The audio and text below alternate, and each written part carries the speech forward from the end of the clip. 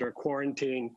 And I'm wondering, given that kind of choking of information, if you will, whether you're prepared to address this issue with the Chinese authorities and remind them of how important during an outbreak like this is free flow of information, as long, of course, as it's accurate and verified. Would you like to?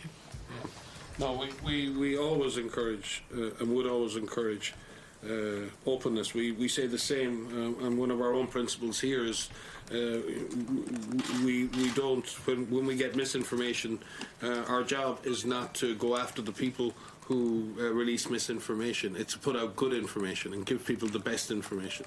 So it's not about going after the messenger. We do encourage openness and transparency at all levels. It is the best way for public health to do its job.